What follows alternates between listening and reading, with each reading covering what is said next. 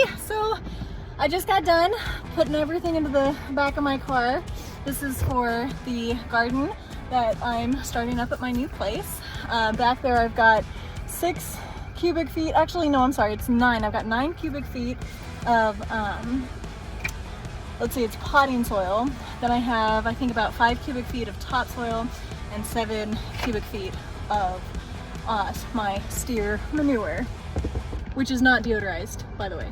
So it smells delicious in here. All right, let's go home and start putting together the garden. Okay, so here I have, again, the 9 cubic feet of the garden soil. This is the brand that I always use. And then I have 7 bags of the steer manure, and each bag is another cubic feet or cubic foot. And then on below here, I have a top soil.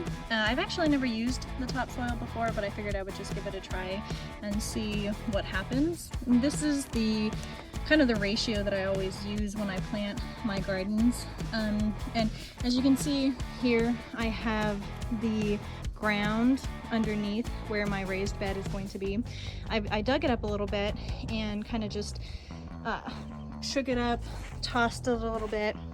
And the reason that I did this is because this garden bed is not going to be deep enough, so the plants are probably going to need to grow their roots into the soil that is below the soil that I'm putting down on top.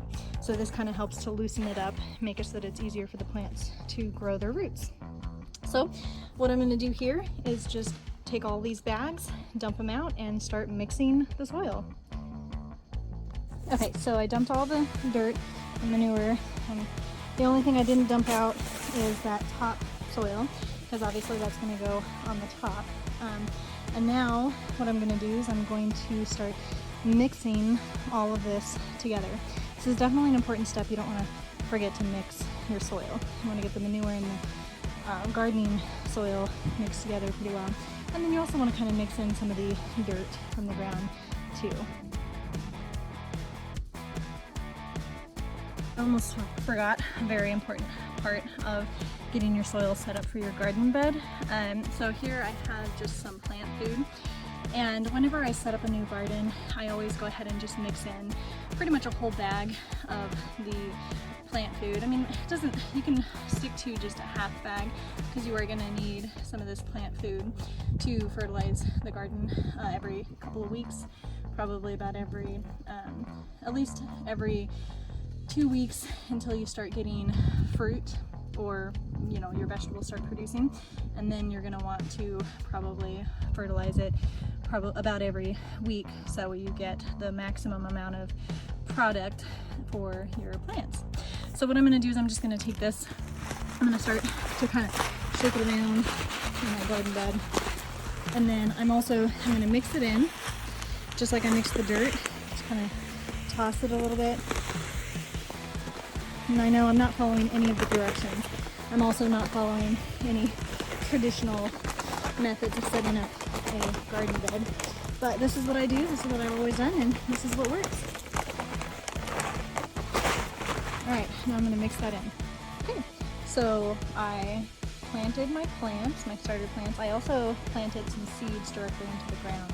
I don't typically do the starters, like starter pellets and whatnot, just because I found that it's a lot easier to just plant all your seeds in the garden bed, and then once you've got a lot of sprouts, you can kind of go in and thin them out and choose which plants look the strongest, and then you just pull the weaker plants and leave the strong ones. And you can tell which ones are strong because they're going to be the tallest or biggest and healthiest looking. Now, the next thing to do is set up the watering system. This is always the hardest part. So I started setting up the irrigation system, the watering system, and I ran into a bit of an issue. I don't have enough hose for the whole garden, so I just did what I could. Thankfully, with the irrigation system, you can always add more. And you can see, so what I'm trying to do is really deposit the water directly at the base of the plants that I've got. So I've got the tomatoes over there. So I'm gonna have to continue to hand water until I get the irrigation system completely set up so that all of the plants have water. Yeah, it's a fun thing to do. So this is about a month and a half after planting my garden bed, and I wanted to add this to the video just so that you guys can see how successful the formula that I use is for growing gardens out here in Tucson, Arizona.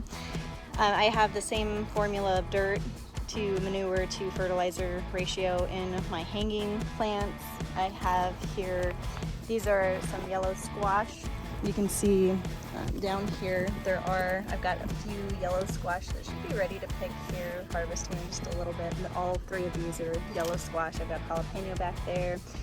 I've got another jalapeno right here that's not doing too well. I should have thought about how planting it near the squash was going to prevent it from being able to get enough sunlight.